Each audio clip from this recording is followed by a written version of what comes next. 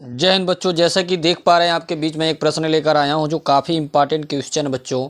काफ़ी बार ये प्रश्न पूछा गया, बहुत ही इंपॉर्टेंट क्वेश्चन है बच्चों। 6 मार्क्स का यूपी बोर्ड में पूछा जाने वाला एक क्वेश्चन है बच्चों। चलिए हल करते हैं। वो द्विघात समीकरण का बच्चों एक क्वेश्चन है, ठीक है। चलिए स्टार्ट करते हैं हल करना। तो जैसा कि देख पा रहे बच्चों, यहाँ दिया है 3 वर्ष पूर्व रहमान की आयु वर्षों में का व्युत्क्रम, ठीक, और अब से 5 वर्ष पश्चात आयु के व्युत्क्रमों का योग 1/3 है। क्लियर बच्चों। उसकी वर्तमान आयु ज्ञात कीजिए बच्चों। वर्तमान आयु ज्ञात करनी है किसकी? रहमान की बच्चों। बहुत ही आसान प्रश्न बच्चों, बस वीडियो पे आप बने रहिए, देखिए कितनी आसानी पूर्वक अभी हल कर लिया जाएगा। क्लियर हो पा रहा है? तो सबसे पहले हम बच्चों लिखेंगे माना रहमान की जो आयु बच्चों हम मान लेंगे या तो x के बराबर मान सकते हैं या तो a के बराबर, किसी एक के बराबर हम मान लेंगे, ठीक है। तो लिखेंगे बच्चों हम माना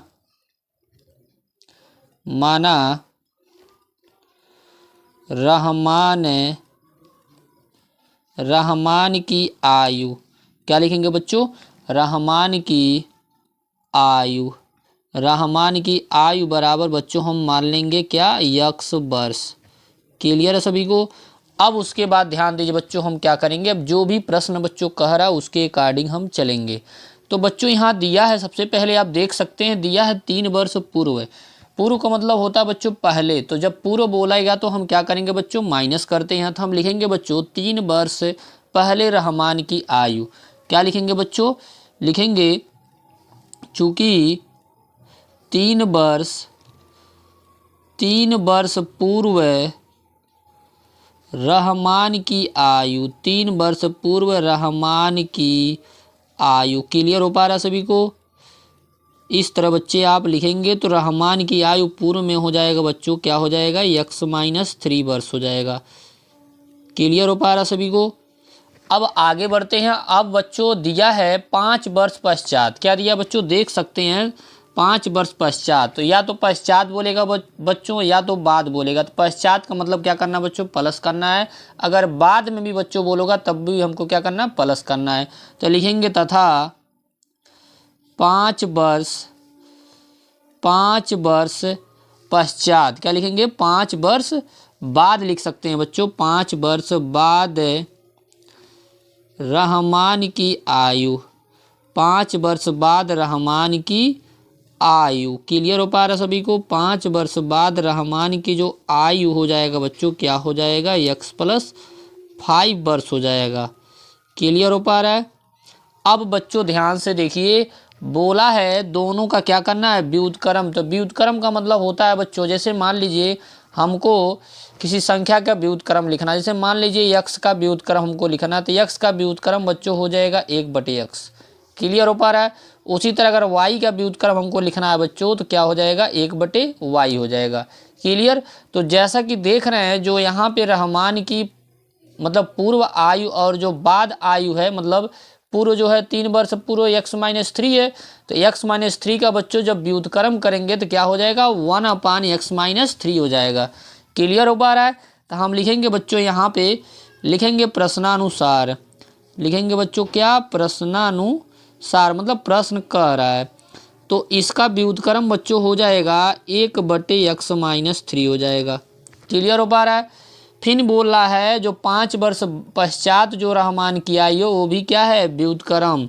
तो अब व्युत्क्रम के साथ साथ ये भी बच्चों प्रश्न में बोला है कि उन दोनों का योग किसके बराबर हो जाता है? 1/3 के बराबर हो जाता है। दोनों को हम व्युत्क्रम करने के बाद क्या करेंगे बच्चों? योग में रखेंगे। योग बोले तो प्लस में।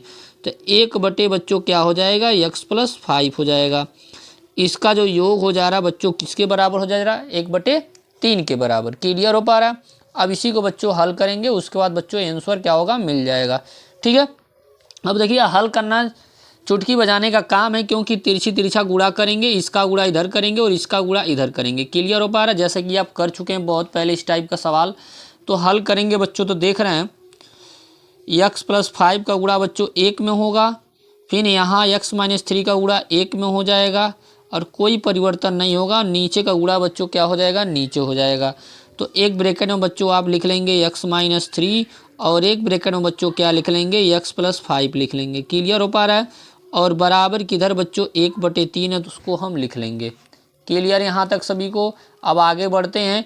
अब ऊपर वाले को हल कर लेंगे, x जुड़ जाएगा तो x और x जोड़ेंगे बच्चों तो क्या हो जाएगा, 2x हो जाएगा। और यहाँ देख रहे हैं ये 3 बच्चों माइनस का है, 5 प्लस का है, 5 में से 3 को घटा लेंगे तो बच्चों आ जाएगा आपका 2 आ जाएगा। क्लियर हो पा रहा है। अब देखिए बच्चों नीचे वाले को हम क्या करेंगे, जो दोनों ब्रैकेट वाला उन दोनों का आपस में क्या करेंगे, गुणा करेंगे। तो जब आप गुणा करेंगे बच्चों तो हो जाएगा x² प्लस का 2x और माइनस का बच्चों 15 हो जाएगा। क्लियर हो पा रहा है। इधर बराबर किधर बच्चों क्या था, 1/3 था। यहाँ तक तो सबको क्लियर हो ही गया होगा। अब जैसा कि देख रहे हैं हम तिर्यक फिर गुणा करेंगे, इसका गुणा इधर करेंगे और इसका गुणा इधर करेंगे। क्लियर हो पा रहा है। चलिए गुणा कर लीजिए बच्चों। तो देख लीजिए बच्चों यहाँ 3 का गुणा जब ये 2x में करेंगे तो 3 दूनी हो जाएगा 6x। क्लियर। और 3 का गुणा बच्चों 2 में होगा तो 3 दूनी 6 तो होगा करेगा। क्लियर। फिर यहाँ देख रहे हैं x² प्लस 2x माइनस 15 का गुणा 1 में होगा बच्चों तो x² और प्लस 2x और माइनस का बच्चों 15 ही रहेगा, क्योंकि 1 में गुणा होगा तो कोई परिवर्तन बच्चों नहीं होगा। क्लियर है सभी को। अब क्या करेंगे बच्चों, इन दोनों डिजिट को इधर से इधर भेजेंगे। तो इधर से जब बच्चों इधर जाएगा तो क्या हो जाएगा, ये दोनों प्लस का है, दोनों क्या हो जाएगा बच्चों, माइनस का हो जाएगा।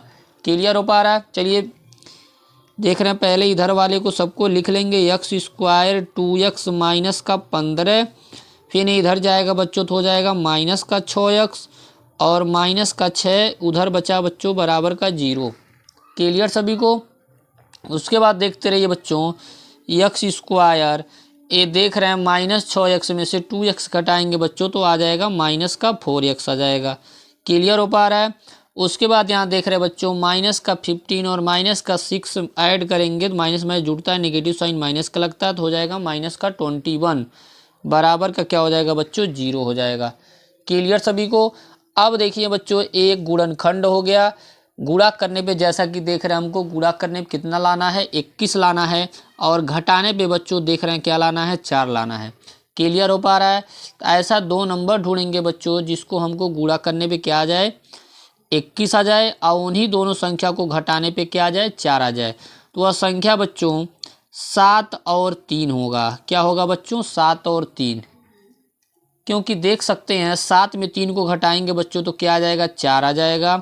और दोनों का आपस में मल्टीप्लाई करेंगे बच्चों तो 7 3 का 21 होता है। क्लियर। तो इस प्रकार से यहाँ पे हम संख्या को लिखेंगे। क्लियर हो पा रहा सभी को। चलिए लिख लीजिए। अब देखिए गुणनखंड इधर करते हैं क्योंकि पर्याप्त जगह है यहाँ पे। तो हम लिखेंगे बच्चों यहाँ पे लिखेंगे x² और यहाँ बच्चों हम लिखेंगे 7 - 3, बाहर ब्रैकेट क्लोज करके x लिखेंगे, माइनस का 21 बराबर का हो जाएगा बच्चों 0 हो जाएगा। क्लियर सभी को। क्योंकि यहाँ देख रहे हैं घटाने पे क्या आना है, 4 4 आ ही रहा है, यहाँ गुणा करने पे देख रहे हैं 21 तो 21 आपका सेम मिल रहा है। क्लियर है सभी को। अब उसके बाद ध्यान दीजिए बच्चों इस माइनस का और x का बच्चों हम क्या करेंगे, अंदर गुणा करेंगे। तो ऐसा बच्चों आप जानते हैं जब ब्रैकेट के बाहर माइनस और x का अंदर गुणा होगा तो नेगेटिव साइन क्या होगा, बदल जाएगा। तो हो जाएगा x² माइनस का 7x और माइनस माइनस बच्चों हो जाएगा प्लस का 3x और माइनस का 21 बराबर का हो जाएगा बच्चों 0 हो जाएगा। क्लियर। यहाँ से बच्चों हम x को कॉमन ले लेंगे तो x बच्चों जब कॉमन हो जाएगा तो x - 7 हो जाएगा।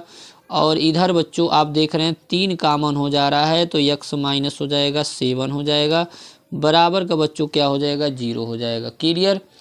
अब एक ब्रैकेट में बच्चों x माइनस का 7 लिखेंगे और एक ब्रैकेट में बच्चों हमारा हो जाएगा x प्लस का 3 हो जाएगा बराबर का हो जाएगा बच्चों 0 हो जाएगा। क्लियर। अब जब दोनों को हम 0 के बराबर करेंगे बच्चों तो एक आ जाएगा +7 और एक वो आ जाएगा बच्चों -3 हो जाएगा। क्लियर।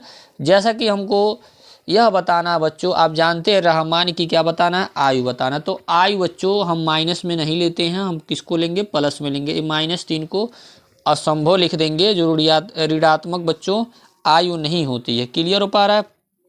तो हम लिखेंगे बच्चों यहाँ पे रहमान की आयु क्लियर। रहमान की आयु बच्चों आप क्या लिखेंगे, लिखेंगे बच्चों 7 वर्ष। क्लियर हो पा रहा है, क्या लिखेंगे, रहमान की आयु बच्चों क्या लिखेंगे 7 वर्ष। क्लियर सभी को। इस तरह से बच्चों ये पूरा प्रश्न आप कंप्लीट कर चुके। क्लियर हो पा रहा है। अब चलिए नेक्स्ट क्वेश्चन की ओर आगे बढ़ते हैं बच्चों। चलिए बच्चों नेक्स्ट क्वेश्चन आपके सामने है। तो त्रिभुज का क्वेश्चन बच्चों काफ़ी इंपॉर्टेंट है। 4 नंबर का क्वेश्चन बच्चों, ये भी पूछा गया बच्चों 22 और 23 में पूछे जाने वाला प्रश्न है बच्चों। देखने दिया है, दी गई आकृति में यदि त्रिभुज ए बी ई सर्वांशम, यह बच्चों सर्वांशम का प्रतीक है। त्रिभुज ए सी डी क्या है, सर्वांशम है आपस में। क्लियर हो पा रहा है। तो दर्शाइए कि त्रिभुज ए डी ई समरूप होगा त्रिभुज ए बी सी के। क्लियर हो पा रहा है। तो हमको क्या बच्चों, ये सर्वांशम दे दिया है, हमको क्या करना है, त्रिभुज ए डी ई, त्रिभुज ए बी सी के क्या करना है, समरूप सिद्ध करना है, जैसा कि ये फिगर बच्चों दे दिया गया है। क्लियर है सभी को। अब देखिए बच्चों, सबसे पहला काम, जब हमको सर्वांशम दे दिया है तो हम क्या करेंगे, सबसे पहले उसको लिख लेंगे। क्लियर। तो सबसे पहले बच्चों हम लिखेंगे दिया है। तो दिया गया में आप देख रहे हैं, दिया है बच्चों त्रिभुज A B E, A B E सर्वांशम है त्रिभुज ए सी डी के।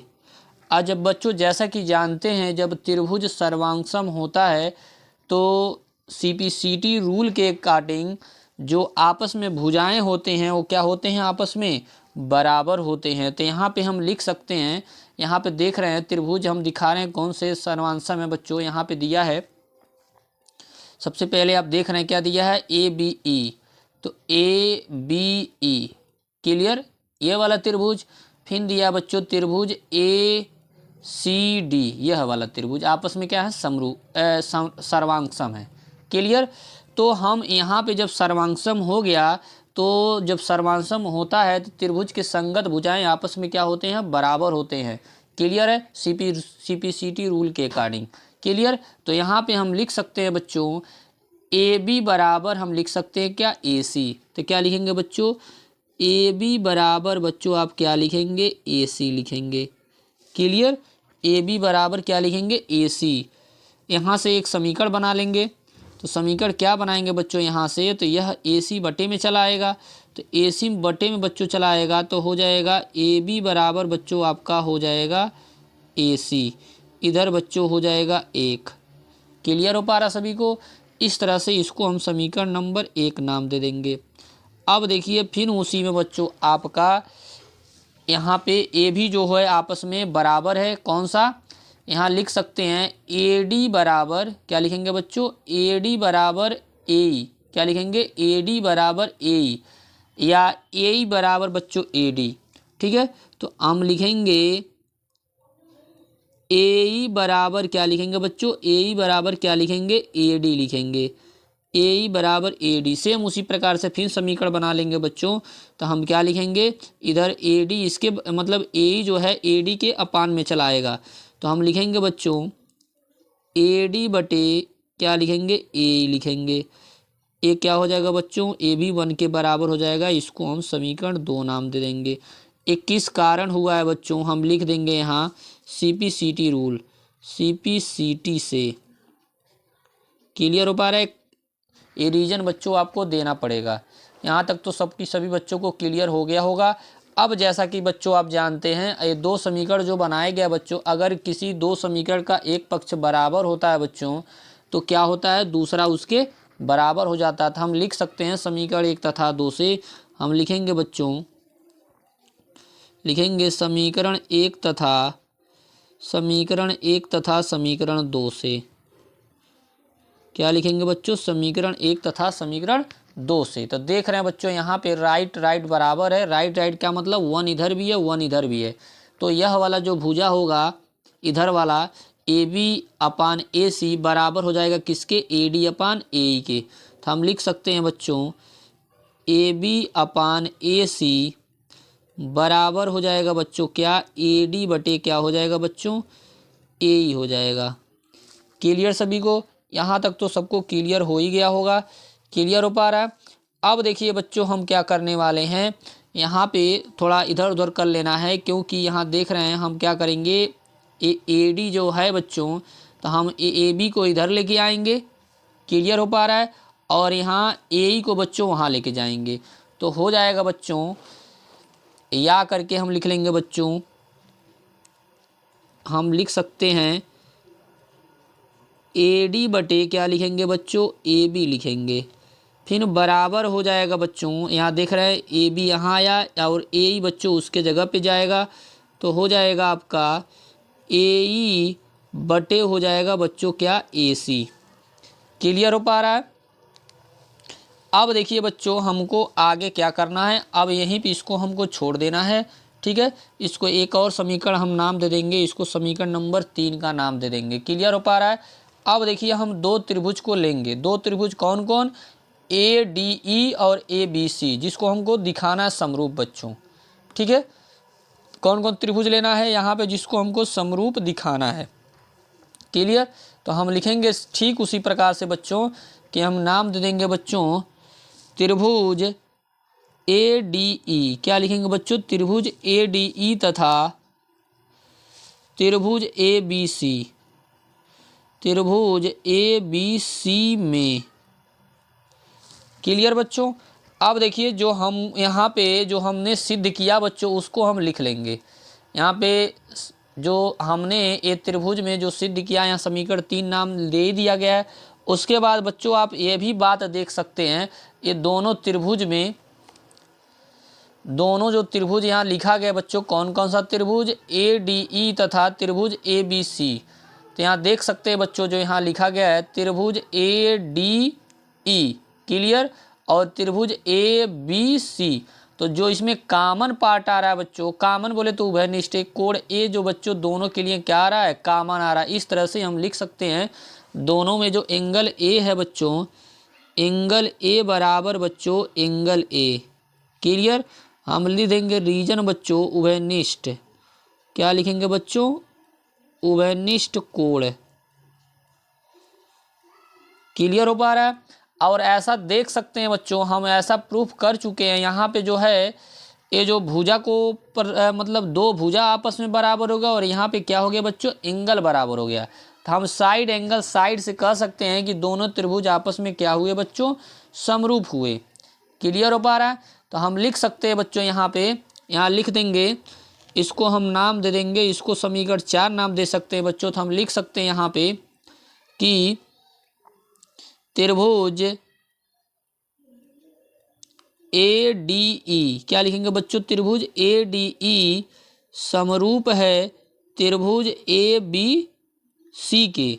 रीजन क्या देंगे बच्चों, साइड एंगल साइड समरूपता।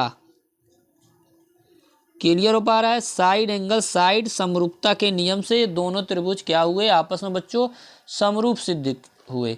क्लियर, यहाँ तक तो उम्मीद कर रहे हैं सबको अच्छे से समझ में आ गया होगा बच्चों। क्लियर हो पा रहा है। यहाँ पे ये त्रिभुज ए बी सी। क्लियर। अब चलिए नेक्स्ट प्रश्न की ओर आगे बढ़ते हैं बच्चों। ये 4 नंबर का क्वेश्चन था बच्चों, काफ़ी इंपॉर्टेंट था ये क्वेश्चन। ठीक है, चलिए नेक्स्ट क्वेश्चन की ओर आगे बढ़ते हैं। चलिए बच्चों नेक्स्ट क्वेश्चन आपके बीच में त्रिभुज का फिर से आपके सामने आ गया है। ये भी बच्चों 4 नंबर का पूछा गया बच्चों, काफ़ी इंपॉर्टेंट क्वेश्चन ये भी है। देख रहे दिया है आकृति में डी समांतर जो बच्चों क्या है, ओ क्यू के, और डी एफ बच्चों समांतर किसके है, ओ आर है बच्चों। क्लियर हो पा रहा है। तो हमको यह सिद्ध करना बच्चों, दर्शाइए कि जो ई एफ लाइन है, जो यहाँ देख रहे हैं जो ई एफ लाइन है वो किसके समांतर है, हमको ये सिद्ध करना है क्यू आर के क्या बच्चों, समांतर। ये आपको दिखाना सिद्ध करना बच्चों। क्लियर है, बहुत ही आसान प्रश्न है। चलिए हल करते हैं बच्चों। अब सबसे पहले हम यहाँ पे हम जो दिया गया बच्चों उसको हम लिख लेते हैं। तो सबसे पहले हमको यह दिया है, लिख लेंगे बच्चों, दिया है। क्लियर, क्या दिया यहाँ पे देख सकते हैं। पहले जो दिया है यहाँ पे डी ई लाइन जो है, क्या है, डी जो लाइन है वो किसके समांतर बच्चों, ओ क्यू को क्या है, समांतर है। तो यहाँ देख रहे हैं कौन सा लाइन, यहाँ देख रहे हैं डी ई जो लाइन है किसके समांतर है, ओ क्यू के। तो हम त्रिभुज यहाँ लेंगे बच्चों, त्रिभुज पी क्यू ओ, PQO में। क्लियर हो पा रहा सभी को? एक बार और रिपीट कर देते हैं। कौन सा त्रिभुज लिया गया बच्चों? त्रिभुज PQO। क्लियर? तो जैसा कि जानते हैं बच्चों, हम इस जो त्रिभुज का नाम लिखा गया बच्चों, उसमें हम क्या लगाएंगे? थेल्स प्रमेय लगाएंगे।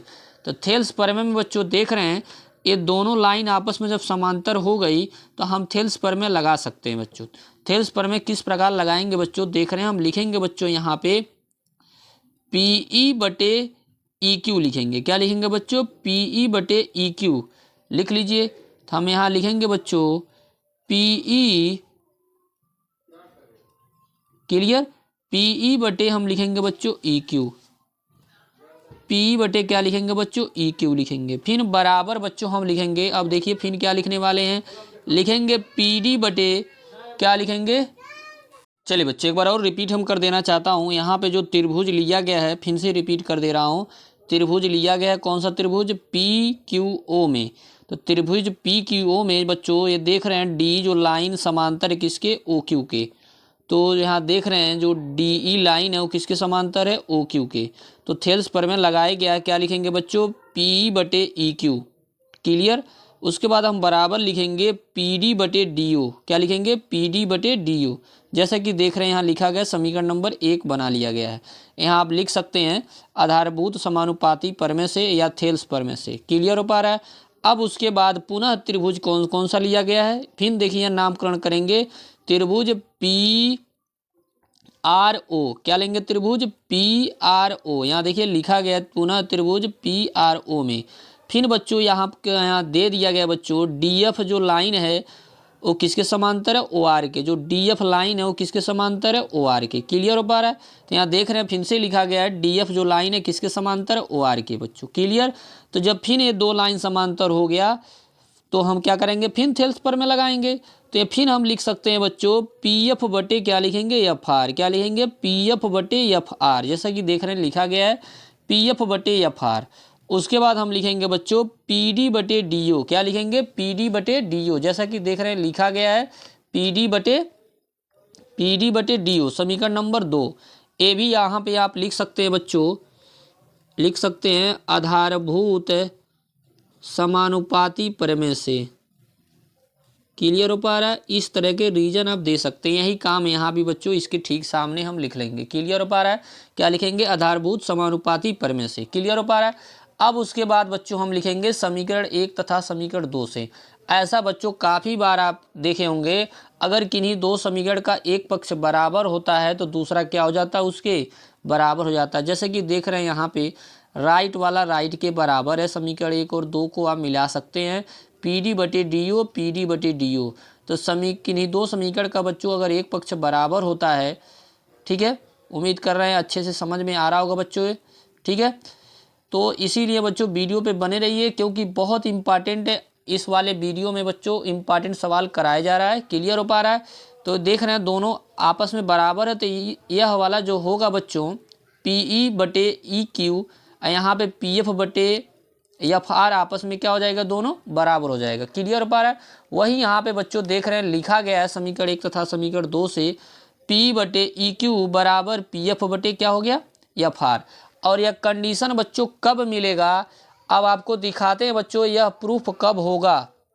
यहाँ पे देख रहे हैं लिखा गया है क्या, फिर से फिगर यहाँ देख रहे हैं बनाया गया है। यह कंडीशन यह मिला बच्चों, यहाँ पे लिख सकते हैं PE/EQ। क्लियर? PE/EQ देख रहे हैं वही यहाँ पे मिला है एक साइड में PE/EQ, और यहाँ पे देख सकते हैं फिर उस साइड में बच्चों क्या आया है? PF/FR। तो यह कब होता है बच्चों? जब EF लाइन किसके समांतर होता है? QR के। क्या होता है बच्चों? जब EF लाइन किसके समांतर होता है? QR के। तब ये कंडीशन क्या होता है बच्चों? मिलता है। तो इससे यह निष्कर्ष निकलता है बच्चों कि जो EF लाइन है वो किसके समांतर है? QR के समांतर है। थेल्स प्रमेय विलोम से बच्चों एक रीजन लिखेंगे बच्चों। क्लियर? तो हम यहाँ से यह निष्कर्ष निकलता है, यहाँ से हम लिख देंगे बच्चों यथार्थ जो EF लाइन है वो समांतर किसके है? QR के। क्लियर, यही बच्चों हमको सिद्ध करना था।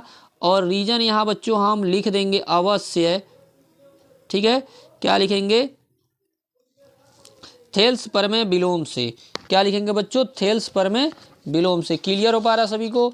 उम्मीद कर रहे हैं बच्चों ये रीजन बच्चों आपको समझ में आ गया होगा। हम क्या लिखेंगे बच्चों? थेल्स प्रमेय विलोम से या आधारभूत समानुपाती विलोम से। यही लिख दीजिए बच्चों, थेल्स प्रमेय विलोम से। प्रमेय नंबर बच्चों सेकंड है आपका, ये आपको सिद्ध हो गया बच्चों। इस तरह से बच्चों ये भी प्रश्न उम्मीद कर रहे हैं आपको सभी बच्चों को 100% उम्मीद कर रहे हैं सबको अच्छे से समझ में आ गया होगा। क्लियर हो पा रहा है? चलिए नेक्स्ट प्रश्न की ओर आगे बढ़ते हैं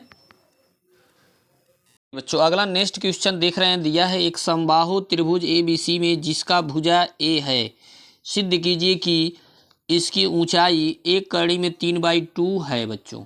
ठीक है बच्चों, ये भी बच्चों 4 नंबर का क्वेश्चन है। काफ़ी बार ये भी पूछा गया है, 22, 23, 24 में पूछा गया बच्चों। काफ़ी इंपॉर्टेंट क्वेश्चन है, 4 नंबर का क्वेश्चन है। चलिए हल करते हैं। बहुत ही आसान ये भी प्रश्न है बच्चों, ठीक है। तो सबसे पहले बच्चों हम एक त्रिभुज बनाएंगे, और ऐसा आप जानते हैं बच्चों समबाहु त्रिभुज में सभी भुजाएं आपस में क्या होती हैं? बराबर होती हैं। क्लियर, तो जिसकी भुजा हमको दे दी गई है कितना बच्चों? A दे दिया गया है। क्लियर, चलिए फिगर बनाते हैं बच्चों। सबसे पहले फिगर बना लीजिए बच्चों। ए आपका बच्चों त्रिभुज हो गया। क्लियर सभी को? इसका नाम हम बच्चों दे देंगे ABAC। क्लियर सभी को? और यहाँ से बच्चों एक हम लाइन और ड्रा करेंगे। इसी की हमको क्या करनी है बच्चों? ऊंचाई निकालनी है। यहाँ पे इसका नाम बच्चों हम दे देंगे D। क्लियर, यह भी बच्चों A हो गया, यह भी A हो गया, A भी A हो गया, यहाँ से यहाँ तक। उम्मीद कर रहे हैं अच्छे से समझ में फिगर तो आ गया होगा। अब यहाँ से बच्चों टोटल है BC की लंबाई A है, तो यह जो होगा बच्चों क्या होगा? आधा होगा, मतलब A/2 होगा। तो A भी बच्चों क्या हो जाएगा? A/2 होगा। क्लियर सभी को? अब देखिए बच्चों हम क्या करेंगे, या तो त्रिभुज ABD या त्रिभुज यहाँ पे ACD में हम क्या लगाएंगे बच्चों? पाइथागोरस फार्मूला लगाएंगे। क्या लगाएंगे बच्चों? पाइथागोरस फार्मूला लगाएंगे। क्लियर हो पा रहा है? हम यहाँ पे जो AD पर हम क्या किए बच्चों? लंब डाले। AD किस पे लंब डाले बच्चों? BC पर हम लंब डाले। इस तरह भी बच्चों आप लिख सकते हैं। क्लियर हो पा रहा है? यही बच्चों जो त्रिभुज ABC की क्या हुई बच्चों? ऊंचाई हुई। इसी का बच्चों हमको क्या करना है? AD का मान निकालना है बच्चों। ठीक है, तो चलिए हम लिखते हैं। यहाँ पे लिखेंगे बच्चों, सबसे पहले हम लिख लेते हैं त्रिभुज ABD में। क्या लिखेंगे बच्चों? त्रिभुज ABD में। क्लियर, क्या लिखेंगे बच्चों? त्रिभुज ABD में। तो देख रहे हैं यहाँ पे 90 एंगल बन रहा है, तो यह वाला जो भुजा होगा बच्चों क्या होगा? कर्ण होगा। क्लियर हो पा रहा है? तो पाइथागोरस फार्मूला हम लगाते हैं। यहाँ लिख लेंगे बच्चों पाइथागोरस फार्मूला से लिखेंगे पाइथागोरस प्रमेय से। क्लियर, क्या लिखेंगे? पाइथागोरस प्रमेय से। क्या होगा बच्चों? यहाँ पे कर्ण का स्क्वायर, तो कर्ण आप देख रहे हैं बच्चों क्या है? AB उसका स्क्वायर। फिर यहाँ पे देख रहे हैं बच्चों हम लिखेंगे BD का स्क्वायर। क्लियर, उसके बाद प्लस करके क्या लिखेंगे बच्चों? AD का स्क्वायर। क्लियर सभी को? अब देखिए उसके बाद हम क्या करेंगे, इस बच्चों BD को इधर भेज देंगे, क्योंकि हमको AD का मान निकालना है। तो इस प्रकार से बच्चों आपका हो जाएगा AD स्क्वायर बराबर बच्चों हो जाएगा AB का स्क्वायर, और उधर बच्चों BD उधर जाएगा तो माइनस का हो जाएगा BD का स्क्वायर। क्लियर, अब जैसा कि देख पा रहे बच्चों यहाँ पे AB का मान बच्चों हमको कितना मालूम है? A, और यहाँ पे BD का बच्चों क्या मालूम है? A/2। क्लियर, चलिए मान रख लीजिए बच्चों। तो यहाँ पे देख सकते हैं AD स्क्वायर बराबर AB, तो AB का बच्चों मान हमको क्या मालूम है? A, तो A का स्क्वायर, और यहाँ पे देख रहे हैं BD का बच्चों हमको मान मालूम है A/2, तो इसका स्क्वायर। अब जैसा कि बच्चों जो त्रिभुज ABD लिए हैं, किसी बच्चे के दिमाग में अगर प्रश्न उठता है कि काहे इसको लिए इसको नहीं ले सकते, तो इसको भी बच्चों आप ले सकते हैं, सेम आंसर आएगा, क्योंकि देख रहे हैं जो भुजा का मान है वो सेम बराबर है, तो उसको भी आप ले सकते हैं बच्चों। क्लियर हो पा रहा है? चलिए अब इसी को हल करेंगे बच्चों। तो यहाँ हो जाएगा बच्चों AD का स्क्वायर बराबर हो जाएगा A का स्क्वायर, और यहाँ बच्चों स्क्वायर A का भी होगा और नीचे का भी स्क्वायर, 2 का स्क्वायर बच्चों क्या हो जाएगा 4 हो जाएगा। क्लियर सभी को। अब इसी को थोड़ा हल कर लिया जाएगा बच्चों। तो यहाँ देख रहे हैं कुछ नहीं तो 1 है, तिर्यक गुणा कर लेंगे बच्चों तो हो जाएगा आपका AD स्क्वायर बराबर हो जाएगा 4A स्क्वायर, और यहाँ पे बच्चों हो जाएगा माइनस A स्क्वायर, और अपान में बच्चों हो जाएगा केवल 4 हो जाएगा। क्लियर सभी को। अब उसके बाद बच्चों ध्यान देते रहिए बच्चों, वहाँ पे अब देख रहे हैं 4A स्क्वायर में से एक A स्क्वायर घटा लेंगे तो आ जाएगा बच्चों 3A स्क्वायर, और अपान में बच्चों आप देख रहे हैं 4 आपका है ये है। क्लियर।